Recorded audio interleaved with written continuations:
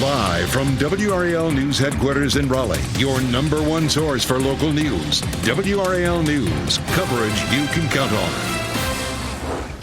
RPD officer in court, sworn to serve and protect, now facing sex crime charges. What a Raleigh police officer did that now has dozens of previous cases facing scrutiny. And two things that we're watching this morning. First, our good chance of showers that arrives midweek, and also a tropical wave in the Atlantic that could be our next system to form. And supporting mental health, the charity golf tournament happening in the Triangle to honor Grayson Murray, and how it raises money for a cause that was close to the Raleigh native's heart. Good morning, everyone. It is 6 o'clock. We're glad you're up with us as we start a new work week. It is Monday. I'm Renee Chu. And I'm Chris Lovingett. Again, I'm still distracted this morning behind Elizabeth because up in the sky, it's a bird, it's a plane. No. It's supermoon. It's a supermoon. That's right. So it appears just a few percent. I think it's like 7% larger than normal, but it is closer to the Earth, and so it makes a little bit of a difference.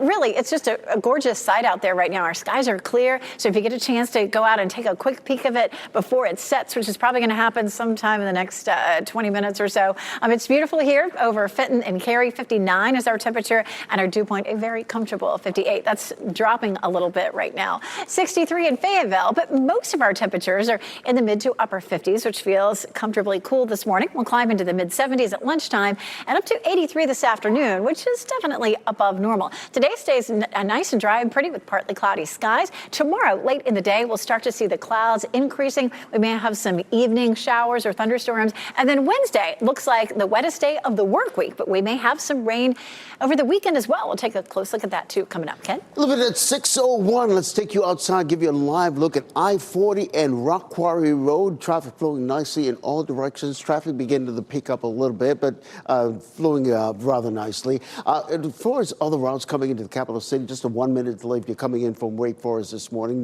Nothing really to write home about. We are getting reports of a little bit of a slowdown on Highway 55 in Durham between MLK and Carpenter Fletcher Road. I'll keep an eye on that and let you know how that's going to affect your morning commute. But right now, all the major routes into Durham delay-free. You're getting ready to head into the car. Tune us in on the radio, 101.5 HD3. Ken, thank you. Today, the Raleigh police officer facing sex crime charges is expected to face a judge. Tremel Cogdell has been fired, accused of looking the other way in a crash investigation in exchange for a sexual favor. WRAL's Kelsey Coffey is live from the Wake County Justice Center with what we know about these serious accusations. Kelsey. Yes, Renee, that officer, Tremel Cogdell, is scheduled to face a judge for the first time today here at the Wake County Justice Center. He's accused of having sex on the job instead of investigating a DWI crash. Cogdell is facing 3 charges for failing to investigate in exchange for sexual favors. He was fired from the Raleigh Police Department when those charges were filed. Raleigh Police Chief Rico Boyce explained what happened in a news conference Friday. He says 3 weeks ago, Cogdell drove a victim away from a crash scene back to his house where police say a sexual act occurred. Court records show Cogdell has been involved in nearly 60 cases since he's worked for RPD. And now all of those cases are under review. Chief Boyce shares his disappointment about the arrest. Actions that led to Mr. Cogdell's arrest reflect poorly on the Raleigh Police Department and cast a shadow on the integrity that we work so hard to uphold. This is a reminder that no one is above accountability, not even those who wear the badge. Cogdell is scheduled to appear in court this afternoon at 1:30. Kelsey Coffey, WRAL News, live in Raleigh. In court today, we also expect to see an 18-year-old charged in connection with a deadly Durham County crash. Kevin Alejandro Ruiz Gomez is facing a felony charge of assault with a deadly weapon. He's also charged with misdemeanor death by motor vehicle. The crash happened on Carpenter Fletcher Road, and the sheriff's office says 2 vehicles were street racing down NC 55. This was last Thursday night. Well, the deputies then tried to stop them, and one of them turned off their lights and sped off.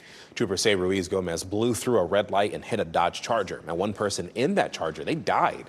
Another person was injured. Gomez was taken to the hospital with injuries, but was later released on Saturday. And now he's at the Durham County Detention Center without bond. Breaking news, a federal judge has temporarily blocked the deployment of California's National Guard troops to Portland, Oregon. This comes just one day after the same ruling was made on the deployment of the Oregon National Guard. President Trump ordered the California troops to Portland to protect what he calls a, quote, war-ravaged city. According to the government lawyers, the National Guard is needed to protect ICE agents trying to carry out their work and to prevent violent riots. Portland Mayor Keith Wilson says more troops in the city will only cause more tension. It is clear that deploying unaccountable federal troops and forces only inflames tensions. It disrupts local businesses and diverts resources from the pressing need of our neighbors and neighborhoods. About 100 California National Guard troops had already arrived in Oregon. Texas has also been ordered to send 400 members of their National Guard to Portland as well. No word yet on if the judge will block the deployment of those troops. Tomorrow marks 2 years since the war in Gaza began, and analysts watching the situation say the war could end as a ceasefire talk begins in Egypt today. Negotiators are discussing President Trump's roadmap for peace, and it calls for an immediate end to the war. It also gives Hamas 72 hours to release all Israeli hostages, and then after that, it has Israel set free 250 prisoners and 1,700 detainees. The plan also involves Israel's eventual withdrawal from Gaza. Pressure to end the conflict is growing because Israel tried to assassinate a Hamas ceasefire negotiation team in Qatar. In wake of tomorrow's anniversary, people gathered in Raleigh to remember those killed and taken hostage. Hundreds marched through downtown with signs and flags, letting their message be known to all. Meanwhile, at the Jewish Community Center, another group rallied in support of Gaza following Israel's response to the attack. One woman showed WRAL photos of her two friends who were among the 1,200 killed by Hamas 2 years ago. She says what happened to them is unfair. Is something that I think the world should know of the extent. We are still trying to recover. When asked if a ceasefire deal is not reached in the coming days, people at both events told us it's a reality they are preparing themselves for. Funeral plans have been announced for one of the people killed in a coastal mass shooting last month. Michael Durbin will be laid to rest in his home state of Ohio this Friday. Durbin is one of 3 people killed at a Southport bar on September 27th. Police say Joy Rogers and Solomon Banjo were the others that were killed. Investigators say the suspect, Nigel Edge, opened fire from a boat into American Fish Company, and 6 people were injured in that shooting, and all have been released from the hospital. Funeral plans have not been announced yet, though, for Rogers and Banjo. Edge's next court appearance is scheduled for October 13th. President Trump is blaming Democrats for his administration's plan to fire federal workers amid the government shutdown. At the U.S. Navy's 250th birthday celebration, the president called it their shutdown. The stalemate in Washington is due to Democrats' demands that Republicans address health care issues in the funding bill. Republicans are saying no negotiations until Democrats reopen the government. Over the weekend, House Speaker Mike Johnson canceled Congress's votes for this week, delaying a possible end to the shutdown for at least another week. The U.S. Supreme Court will begin its new term today, despite that shutdown, Renee. The justices hear their first cases of the term today. And in the coming months, the court is set to hear cases involving gun laws, consequences of mail being lost or not delivered by the U.S. Postal Service, and other topics, too. Police say NFL analyst and former quarterback Mark Sanchez started the attack that led to him being pepper sprayed and stabbed several times. Sanchez was taken to the hospital in Indianapolis. He has since been released and arrested. He was there to cover the Colts-Raiders game. Prosecutors say Sanchez argued with a delivery truck driver over where his truck was parked, and he shoved the man before he was pepper sprayed and stabbed. The victim told detectives he thought Sanchez was trying to kill him. Sanchez faces charges including battery and public intoxication. And happening right now in the WRAL Live Center, the Nobel Prize for Medicine has gone to these 3 scientists for their work in peripheral immune tolerance, basically how the immune system is kept in check. Mary Brunkow, Fred Ramsdell, and Shimon Saguguchi, the trio will be formally awarded the prize, officially known as the Nobel Prize in Physiology or Medicine, during a ceremony on December 10th. Happening today, golf stars are in Raleigh gearing up for the Grayson Murray Golf Classic. Let's go ahead and bring in Laura Levine. She's live at the Raleigh Country Club there today. Laura, this charity event, it's all to raise funds to support mental health and addiction care in Murray's honor. Chris, good morning. The first Grayson Murray Classic will all get started here at the Raleigh Country Club beginning at 10 a.m. behind me here, where we know that so many people are coming together for this. And what we're witnessing come to life is actually an idea that Grayson Murray dreamt of doing himself someday. Grayson Murray was a Raleigh native and 5-time professional golf champion. He bravely shared his experience with anxiety, depression, and addiction before his untimely passing in May of last year. This tournament and fundraising dinner was created to honor his legacy and fuel the work of the Grayson Murray Foundation. Now, many of the world's top professional golfers, celebrities, and supporters will come together for a day of inspiration and philanthropy. Organizers say that every swing, story, and donation helps advance mental health and addiction care and ensures that Grayson's mission continues to make a difference. This is our first major fundraiser. We're partnering, and we will announce on Monday a number of partnerships both here in the community with Wake Med and nationally with other treatment facilities that will enable us to actually deliver on Grayson's wishes.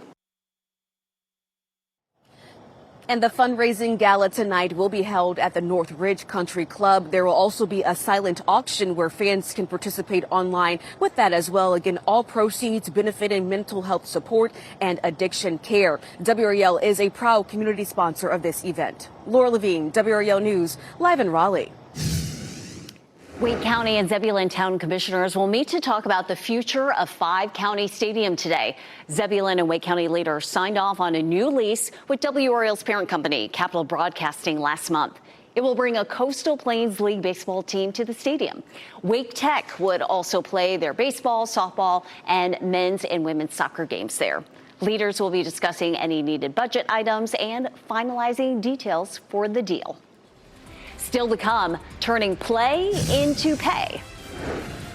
Trying to emphasize is there's different avenues within inside of the esports realm that have a career path within it, whether it's software design, hardware design, video game simulation design, graphic design, content creation, videography, etc. Just ahead, how a major gaming convention in the Triangle is leveling up gaming into real-world careers.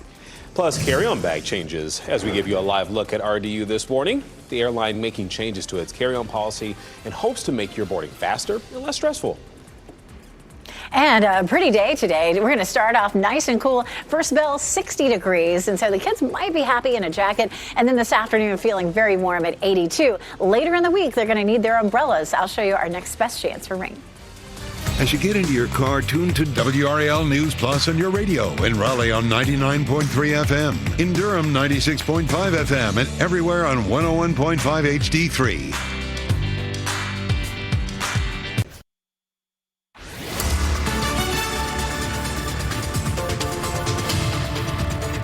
It is 6:15 and we're taking a look at what's happening outside right now. Nice clear skies. You can see the top of the tower lit in blue, and it's a nice start out there this morning. Of course, we're looking at some very comfortable temperatures across our area for the next couple of days, and so we're going to take a close look at that coming up in just a little bit. But expect our temperatures, of course, to be nice and mild.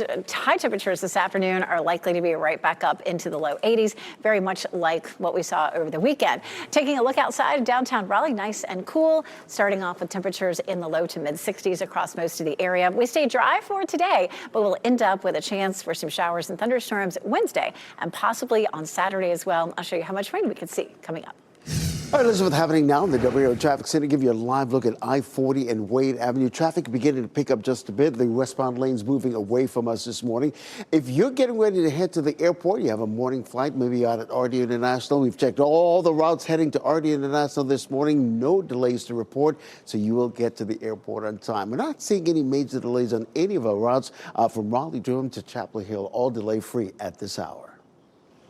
Ken, thank you. New this morning, starting today, American Airlines is loosening restrictions on carry-on baggage sizes. The airline says it is taking away those metal bag sizers at the boarding gates, which are used to make sure that your carry-on will fit on the plane. Well, the airline is making the change to expedite the boarding process. Carry-on bags still must be no more than 45 inches. Employees are now being advised to side with the customer if they believe the bag may be slightly over the requirement. If your kid is good at video games, well, that could land them a college scholarship or even a high-paying job. People poured into the Raleigh Convention Center this weekend for the Playthrough Gaming Convention. Raleigh schools are trying to tap into this multi-billion-dollar industry. Esports coach Michael Statham says he was at the convention scouting his next team at Lewisburg College, and he's offering $5,000 in scholarship money for e-gaming tournament champions to join his team. Emphasize is there's different avenues within inside of the esports realm that have a career path within it, whether it's software design, hardware design, video game simulation design, graphic design, content creation, videography, etc. Yeah, when I said team, I meant his program there, right? William Peace, NC State, and Wake Tech all offer game design programs. And the Bureau of Labor Statistics projects a growth in employing software developers, game testers, and quality assurance workers by 15% by the year 2034. How about that? All morning long, we've been talking about the first supermoon of the year. It will reach its fullest potential late tonight, but it's not this or this, Elizabeth, right? It's weird over here. It doesn't look very super over there by the building, but if you happen to have the potential to step outside and take a peek at it, it looks gorgeous and very comfortable out there this morning, too. Our temperatures are mostly in the 50s. Our next front out ahead of it, of course, temperatures will be nice and warm. We tend to see warm temperatures ahead of a front and cooler temperatures behind it. So we'll continue to have warm temperatures for the next couple of days. But this front moves through on Wednesday, already seeing some showers and thunderstorms along that front. And here's a look at it as we move forward. Today, of course, is nice and dry. That's 8 o'clock this evening. Now on Tuesday, tomorrow, we'll likely see some late day showers and thunderstorms, potentially not till after sunset, maybe more like evening. And then it may be wet early on Wednesday. That's lunchtime. You can see how much rain is already sitting over us at noon on Wednesday. And then gradually that front starts to pull away as we get into, say, the day on Thursday. And then behind this front, temperatures are going to feel much cooler. With the front, we could see anywhere from 1/4 to 3/4 of an inch of rain. Behind it, winds gusting 20 to 30 on Thursday and cooler temperatures with highs in the 60s and 70s Thursday and Friday. Here's a look at that rain chance. Late Tuesday, it's a small chance, but 60% during the day on Wednesday, and then back down to just a very small chance on Thursday and Friday. But Saturday, along that front, we could see a low that develops, and that means the potential for some increased rain chances around here. So we'll take a look again. Late Tuesday into Wednesday will be our best chance of rain until we get to Saturday. And then we have on Saturday right now a 40% chance. That's a low that hasn't developed yet. So as we get closer to Saturday, we'll have more information about the timing of that rain and how much we might see. We could use all the rain that we could get. Parts of the viewing area have moved to moderate drought. So we definitely need as much rain as we could get. Fortunately, we're going to tag today onto the weekend, and it just looks nice and bright with a high of 83. The lawns will start looking a little better. Yes. Thanks a lot, Elizabeth. Hey, let's give you a live look outside. There's a northern loop of the Beltline, I-440 and Glenwood Avenue.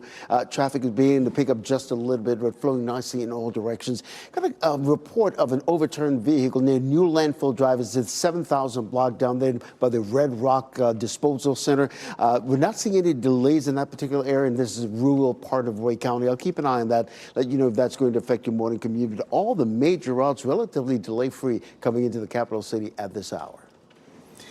Beachfront cleanup. Coastal communities are bracing for more collapses after 9 homes fall in the Outer Banks. The environmental toll from these homes crashing into the ocean. Plus, smart home tech. Could it be draining your bank account? 5 Under Side has the steps you should take to maximize savings and cut down on your energy bills. And on today, a behind-the-scenes look at the Wilson Football Factory to reveal the process of hand-making every NFL game day ball.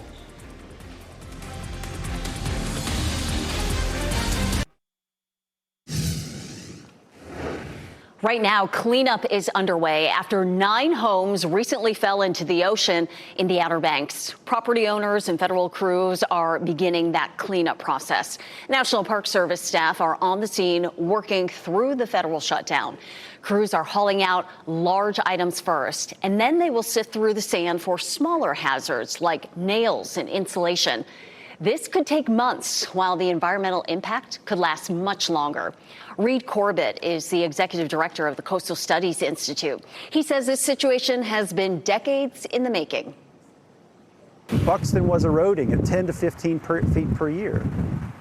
You add a foot of sea level on top of that with a storm like this. This is reality that we need to wrap our heads around. Officials warn collapses on the coast are likely to keep happening. And with king tides expected this week, more homes falling could leave behind more dangerous debris fields. This What's Trending report, sponsored by Rug and Home. Busch Light offering a once-in-a-lifetime prize. And a Gilmore Girls star honored on the Hollywood Walk of Fame. We have Ken Smith here this morning now with What's Trending. Yeah, Kristen, a Busch Light hunting for a die-hard fan to make a name change. The company says it's celebrating the 19th anniversary of its hunting edition cans by giving a fan beer money for 19 years if they legally change their name to Hunter.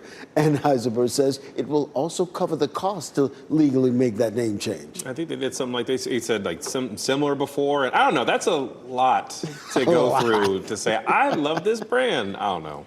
Well, and interesting, just Hunter. They're not even asking people's name to be Busch Light. Okay, you know, that's not a huge ask. That would be hilarious. You can go by Hunter. So how about this? Actress, producer, and writer Lauren Graham got a star in the Hollywood Walk of Fame. Graham is an award-winning actress, best known for her roles in the television shows Gilmore Girls and Parenthood. The 58-year-old is also a New York Times best-selling author.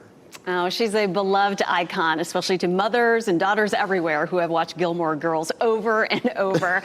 Graham has appeared on Broadway. She'll play a part in the upcoming movie, Reminders of Him, You Okay, coming out in February. We'll get you some water. All right, Ken, thank you. Sure.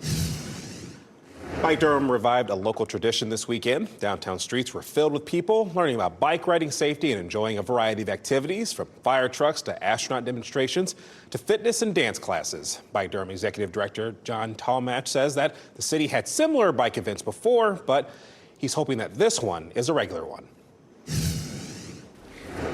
Marking the October 7th attack amid ceasefire talks. Two groups gathered in Raleigh, one to remember those killed and taken hostage in the attacks, another to show support for Palestinians amid the war in Gaza. We will share both messages. And mass shooting investigation. Gunfire leaves 2 people dead and a dozen injured. Why investigators say they believe the victims were targeted. And you may want to grab a jacket as you head out the door. Our temperatures mid-50s to mid-60s, depending on where you are. Some changes in our pattern this week. Some much-needed rain headed our way. I'll show you when.